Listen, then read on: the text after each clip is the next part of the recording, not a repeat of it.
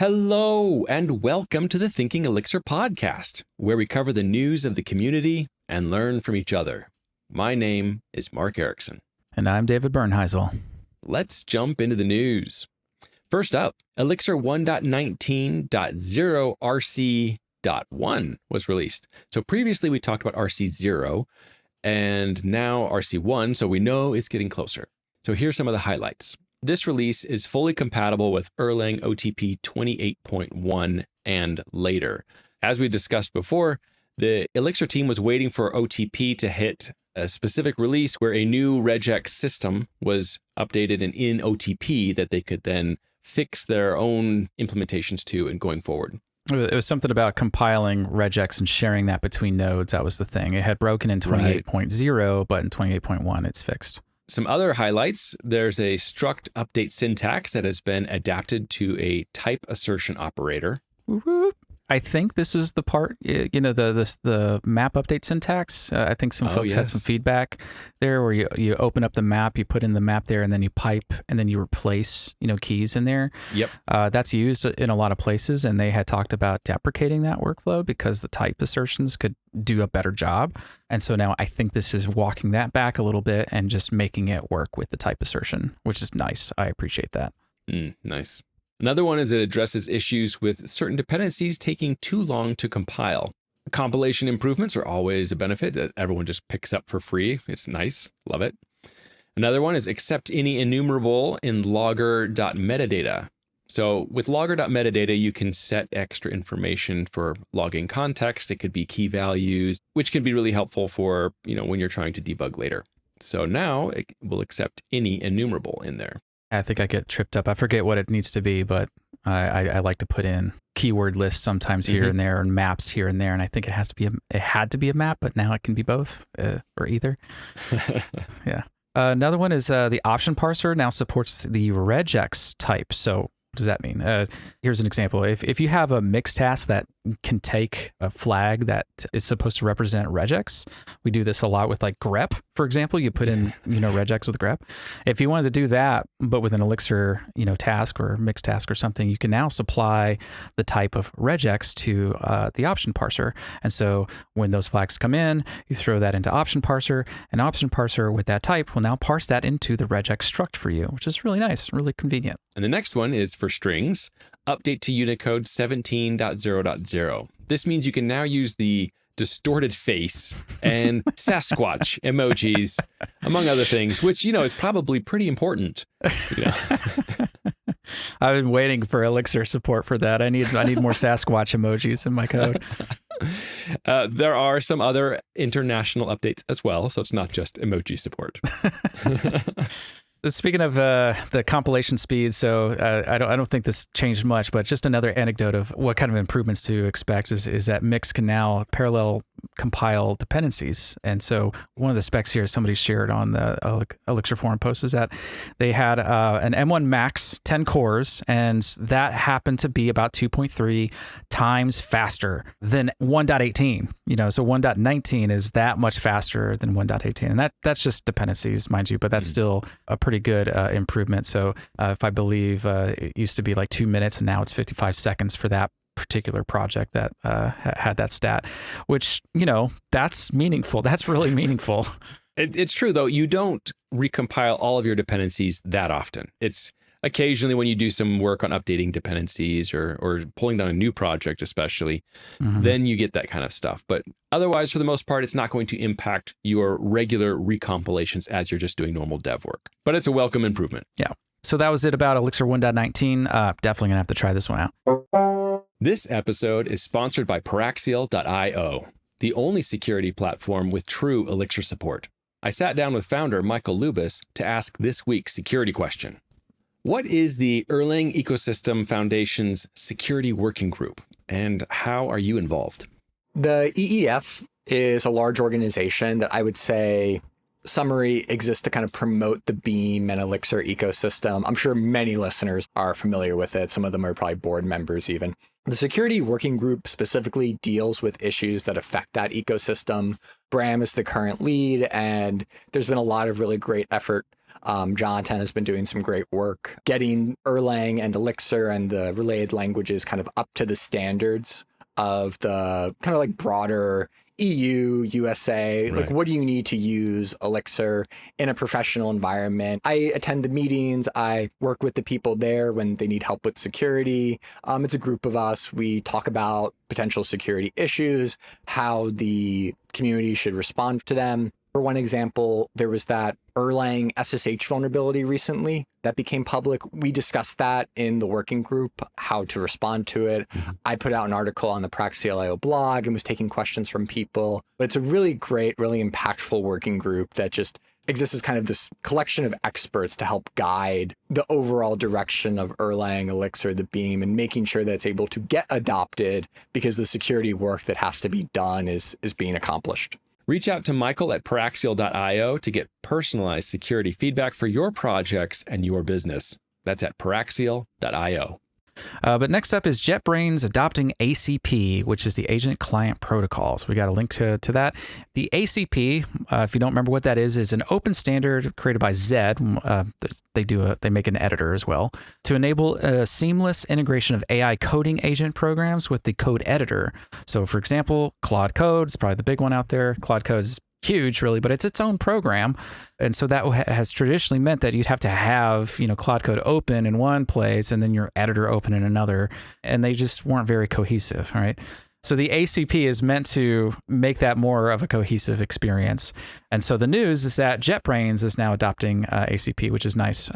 Zed has already supported it. They're the ones that created it. NeoVim already has plugins that support it. Same with Emacs. And so now JetBrains is getting into the mix here. JetBrains is a huge, vendor of a lot of different IDEs. They do things like RubyMine and PHP Storm, PHP Storm. And there's a Python one. Yep.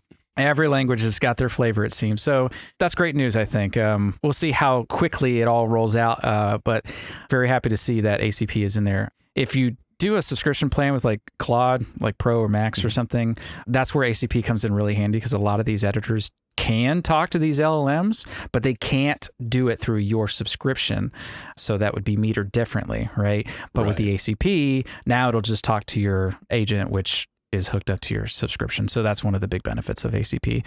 But there's other ACP benefits too. Your editor can also get in touch with your MCP tools that might be configured in your agent client versus setting it up everywhere all the time for everything, right? Your editor and your client and all the stuff. So there's more benefits. Anyway, that's it in a nutshell. JetBrains is adopting ACP, which is great news for those that use AI agents. And next up, there's a LiveView Native update. So Brian Cardarella, he is head of Dockyard, and he's been the driving force behind LiveView Native. And so he said, just giving an update. So he says, the direction the project is going in the moment means LiveView Native as a concept is likely dead in the water. So he explains further, sounds like the effort isn't completely dead, but the direction that they're currently on of how it was being implemented is ending, and they're going to be shifting and working in some other way, which he alludes to, but he didn't go into much depth about how it was being implemented differently. Yeah. With that, he had explained that there were currently no production deployments of LiveView Native. It's a really cool tech idea. I look forward to hearing how this new development tack works out for him. Yeah, just drama alert here. If you want to learn more about that whole conversation, we've got links to many threads that go into more detail. But all that was triggered by somebody on Reddit asking, innocently, has anyone built prod-ready apps on top of LiveView Native? And they're pointing to the video, and it's just it was a good demo, right? Of course. So they're just asking, like, well, how ready is this before maybe they were considering it? And so Brian goes into a bit of history about the development of LiveView Native, some of the tech choices that they made. Won't go into the drama here, but there's a bit of corrections going around, and so we've got links to all that kind of stuff. So hopefully the project is not dead. It continues, but maybe reimagines and builds on top of, like, I suspect just Phoenix channels to get updates and such.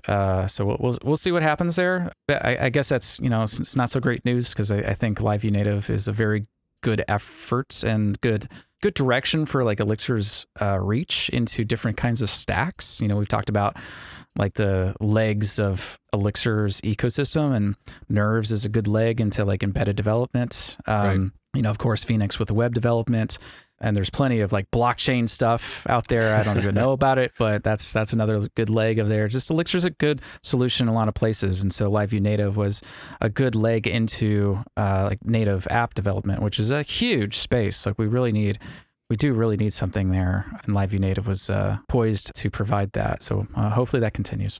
All right, next up, a popular Markdown library called MDex. It has been updated, so we got a link to that. Here's the big highlights of that is that it now supports converting Markdown into Quill deltas. If you don't know what Quill is, I got a highlight here for you. Quill is developed and maintained by Slab right now. It's a way of expressing content and changes to that content. That's the big part here, right? You know, if you can imagine Google Docs, somebody's in there, you can see their cursor and they're adding text in there. That action is like an insert action at this position, and it inserted this text, right? And so that is basically the delta at this point. And so that delta would get streamed to any other collaborators currently looking at it, and then that action would be applied on their browser, for example, right? So that's the idea behind deltas, and Quill is the whole package about a rich text editor, and they just have a good streaming style format underneath it. And so now MDex supports converting Markdown into just Quill deltas, which is really cool.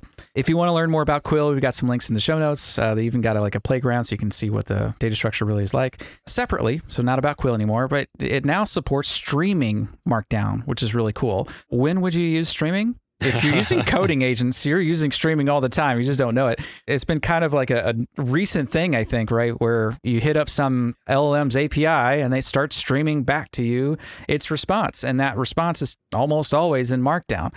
Claude Code does this. This is how it stylizes it in your terminal. It converts that Markdown into stylized terminal text. That's how it knows that this is a bit of code here, right? Mm-hmm. It does the little backticks and all. And so MDex now supports that style of Markdown because it's basically incomplete, right? So you might have incomplete chunks of Markdown. So what do you do with that? I don't know what they do with that, to be honest with you, but I do know that it now won't fail, I guess, when there's incomplete Markdown in there. And so it handles in progress streaming Markdown. That's the idea. And then last up in it is when you're inspecting Markdown in IEX, just trying to see what the parsed tree looks like. It is now visualized in a cool way. I don't think this trick is used often enough, to be honest with you. So this is pretty cool to see it here. I want to say that lazy HTML does this when you're testing like your LiveView pages and you're inspecting your HTML.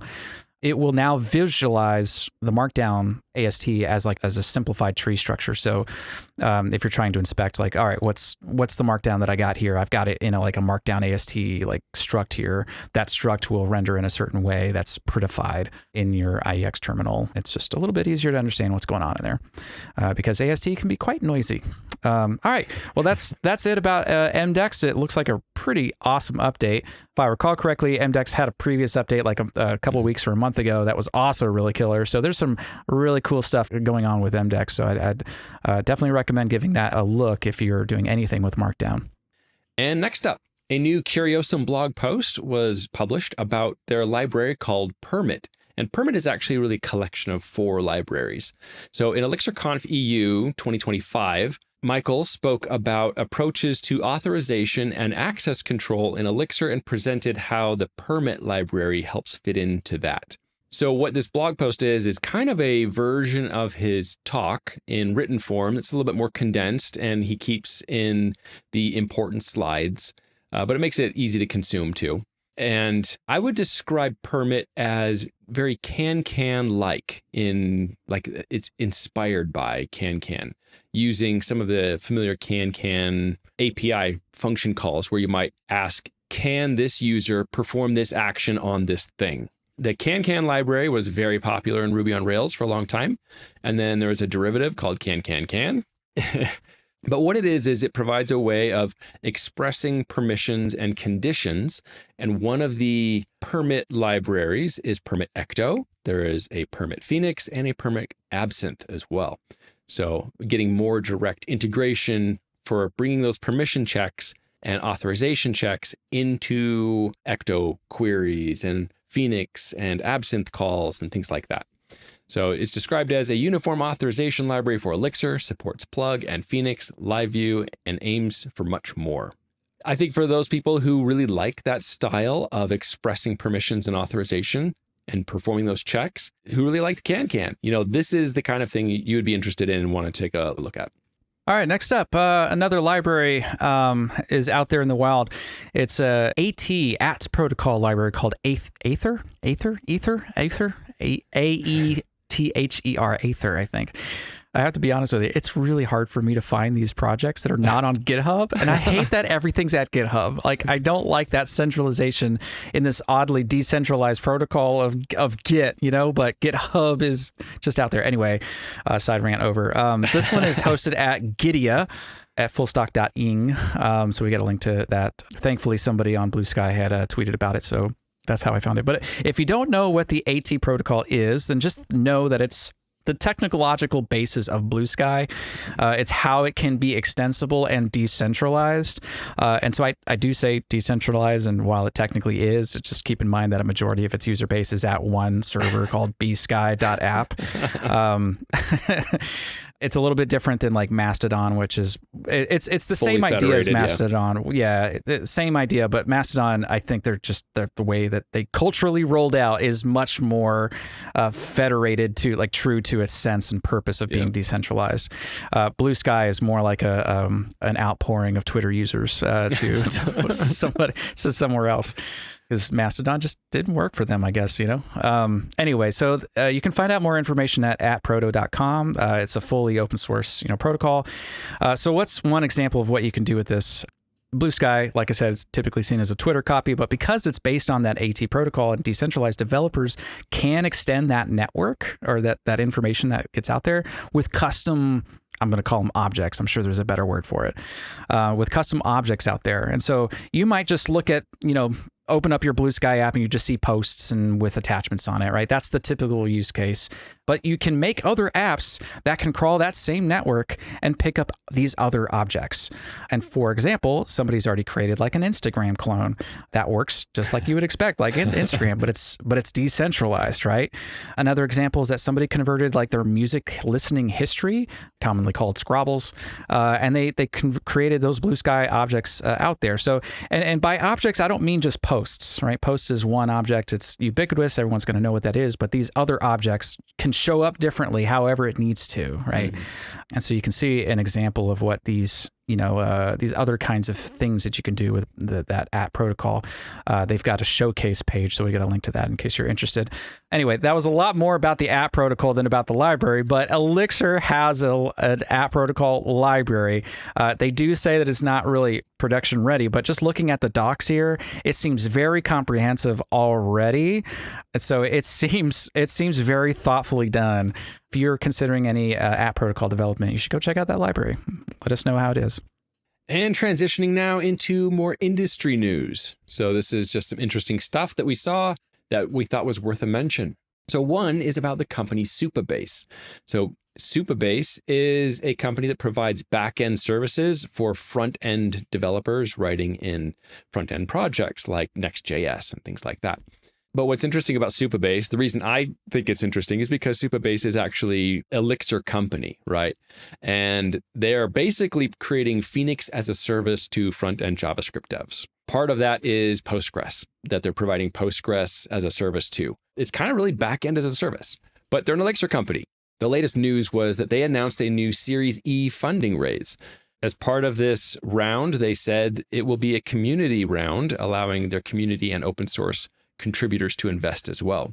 But what I thought was interesting is some of the coverage of this was really getting into why they are being successful right now. And a lot of this comes around the whole vibe coding thing. And really, as a backend as a service, if you're vibe coding the front end, which is all the logic and user interactions, and you're putting all that there, then you can see how they might benefit from this as a trend. But he had some interesting observations that I wanted to pass along and see what people thought about this. So from the article, It says, the vibe coding movement, as Paul Copplestone, he's from Supabase, as he figures it started last December and we're already a few eras in. And just that perspective, it's like, yes, it really has not been long since this whole vibe coding thing has really been picking up steam. Like initially it's just like, look what people are doing, right? And then it really started picking up steam. And really that was only like last December. So less than a year ago.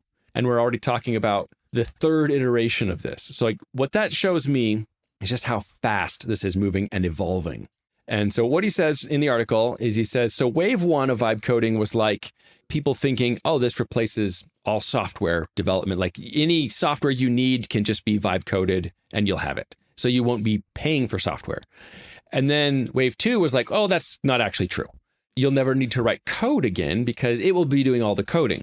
And then wave three, which is what we're in now, is where these ideas converge, saying there's a nice happy path for anyone who's on their mobile looking to build an app, then start on mobile, then kick it over to their laptop, and then it scales out. So just realizing people are just trying to figure out, what is this good for? How can I actually use this? And where's the value for me? And so we're in this third iteration of, okay, you're still doing development, you still need programmers, but now these tools are able to help you. You can get a proof of concept very quickly, but then you still have to go from there. Is that what people are doing? People are just walking around on their phones and they're like, I got an idea. And then they start it on their phone? That's what Chris McCord was demoing and showing off and actually doing with Phoenix.new, like using the web interface on a phone to create an application that they could then interactively play with their friends around a table. Yeah, and so they can just, I don't know, continue eating their breakfast, and then go back to work and then find where it is. Oh man. Yeah, but so really what that gets you is a starting point. It's like, I mean, really, this is kind of what Chris McCord was saying from the beginning, right? Like it's a new generator, but it isn't the full thing. You still have to end up developing on it and you know, iterating.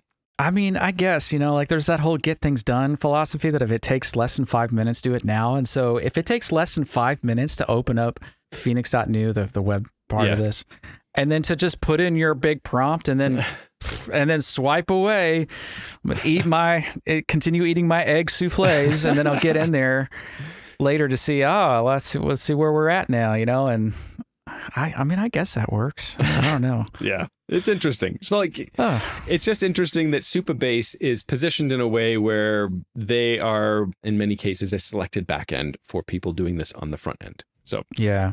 Good for them. I like to see. I'm not good for them over there. I'm not benefiting at all from this, like financially. I'm not an investor. Yeah, but anyway. Sounds like you should be, though. But one of the things they said at the end was, being asked, where do you see this AI development trend going? And he says, developers today are coding a lot, and I think they'll probably code a lot less in the future. And he believes that we're still far away from the day when no one will need to code at all. But people will still be interested in code, and there will be no shortage of people who want to build things. And as things get easier, more people will actually want to build things. So for us, it's a great tailwind. So, and I've heard this idea that maybe the whole vibe coding thing is actually bringing new people into coding that maybe wouldn't have been in there previously, because you've lowered the barrier for me to get started. Now I'm hooked in something that I'm actually interested in. Now it comes down to debugging, comes down to understanding architecture. It's like, oh, I'm actually going to learn things now. At least there's that option. So it's interesting. I don't know. All right. Next up, we've got another. I get all the drama ones today. Ooh, it's all right. So let's talk a little bit about the Ruby drama a little bit. It's the Ruby community seems to be fracturing a bit. I've been seeing this bubbling for quite some time. Well, let me get to the first bit of news. Is that there is now a new gem server out there called gem.coop, COOP. For decades, it's always been rubygems.org, right? And for us Elixir folks, that would be like hex.pm. That's what RubyGems is, just the host of all the gems out there. You bundle, install, it goes out to RubyGems, downloads all the things, right? But there's been a split in the community around variety of things. I think the biggest thing has been the involvement of DHH and corporate investors such as Shopify. I'm paraphrasing. I'm summarizing. I'm sure I'm getting some of this wrong. Please do your own research here. This is just how I'm understanding things. So the triggering event here was that the bundler gem ownership was kind of taken, like they removed maintainers from it without great communication. And there lies in a lot of gray of what really happened and who said what and what went down. But that act basically brought the attention, that revealed the inadequacies, according to the public, I think, that of the current maintainership model of important things like bundler and Ruby gems. Like if you're doing a Ruby app, you're using bundler. If you're using bundler, you're probably using Ruby gems. Like you have to have that, right? Like you wouldn't be able to get gems, right? It's kind of like one of those things. It's like, wait, you can do that? And so I think the reaction of the community was like, wait a second, like if you can do that, like what are you going to do to these other ones that are really important to, like, we don't like that. So there's a cooperative, since they call them gem.coop, I'm calling it a cooperative. There's a cooperative of Ruby developers that just don't want to rely on that non-public ownership, which I think is, I'm judging that seems to be what it boils down to, non-public ownership of these kinds of services. And so they have formed gem.coop to be a shared ownership model, hence the name co-op, right? I won't go into more of it. There's lots of explanations, lots of like deep dives into like the sequence of events that happened. And I haven't seen a definitive thing yet that really says like, yeah, this is exactly what happened. This gets into the intentions of people, which is hard to really know for sure, right? Not to both sides but I think both sides here have legitimate concerns and need a better model, I think, right? This is just one solution out there. So maybe it'll work out in the long term, maybe it won't. I'm not really sure yet. Hard to tell. But to liken it to us, this is kind of a big deal for the Ruby community because, in Elixir, this would be like Dashbit getting funding from somewhere like Etsy, some big corporation, right? And then Etsy telling Dashbit to take over critical parts of the ecosystem like hex.pm. Hex.pm, by the way, is separately owned. It's not owned by Dashbit. I don't know if folks realize that. The model there is quite good, if I recall correctly. This would be like Etsy telling Dashbit to take over those critical parts of like the ecosystem, like hex.pm, and then removing its typical maintainers for security reasons. That, along with the history combined of DHH's polarizing and controversial posts, it just further polarized the community, right? And Jose's never, to my knowledge, never done anything like that, very smartly so. But that would be like Jose just writing political posts all the time. And like, it's so hard for me to comprehend this, like in our ecosystem. Like that would be so far, it feels so far-fetched. It seems that's what's happening on the Ruby side. So I don't want to make a mountain out of a molehill here, but there's been lots of conversation around it so far. So I'm really just kind of summarizing it. At the end, I guess I'm just going to appreciate that, the way that we set up, and by we, I mean, the early community of Elixir set up the important, organizational, the boring parts of all of the things that we have come to rely on in Hex and in Elixir itself. And, we've got the Erlang Ecosystem Foundation as well. All of these are just really good things. And I've just come to appreciate it because we can avoid a lot of this kind of controversy, I think, that's happening in the Ruby community. All right. Well, that's it for there. Now you're in the know. All right. And last up, maybe it's not drama, but maybe it's fear mongering. I don't know. We'll see what this one is. we need to get better at ending on a good note. Yes. Well, this one is about AI agents, how they can collaborate and modify each other's settings to escalate privileges and compromise your computer. So this was actually done as a really nice write-up. So the idea is that you're using two agents, right? And it doesn't necessarily have to be these two agents, but you can have like Claude Code and GitHub's Copilot. And what's happening is because each agent has protections to say, while it's executing or running some modifications, it can't go and modify its own instructions. There's some protections within each agent to do that. But then if you're running two agents on one project, there's nothing to protect that this agent can't modify the instructions for the other agent. and that's what this is doing. Oh, man. So what ends up happening is this is a classic security vulnerability with a whole new twist and a whole new form. It's just a reimagining of it. Here's a quote from this article. As more and more agents operate on the same infrastructure and data structures, it will be a challenge to keep them under control. Security-sensitive configurations of an agent need to be locked down so that it and other agents cannot modify it. That no agent can modify any other agent's instructions is what he's saying needs to happen. What it ends up doing is it can add instructions, which is prompt injecting into a third party, and then it gets executed. So it's actually doing remote code execution, right? Is what ends up happening through another agent. It's just crazy. So another reminder to run your agents in isolated environments, right? So like in classical Linux terms, you could be like, create me a Claude user, and it owns these files, and no one else can edit that, right? Yeah. And then create a Gemini user that has only access to its things, and then you share like the common code base, but not the common configuration files, I guess. Or another approach is only you pick one agent that you like working with for doing coding, and you don't use another one. just stick with one. Yeah, vendor lock-in, or Docker containers here to isolate them. Like I see it. It's like two robbers, coming to your house. Like the front door's locked. All right, well the other guy's just gonna go through the back door, and then go unlock the front door. Yep. Yeah, exactly. Just keep it real. This isn't something that's actually happening in the wild. This is just a hacker kind of researcher saying, hey, look what can happen. I can demonstrate that this can happen. This is a risk. That's all it is. So it's just be aware that using multiple agents when they currently, as they are designed right now, are not fully isolated from each other, poses a potential security risk. Well, that's all the time we have for today. Thank you for listening. We hope you'll join us next time on Thinking Elixir.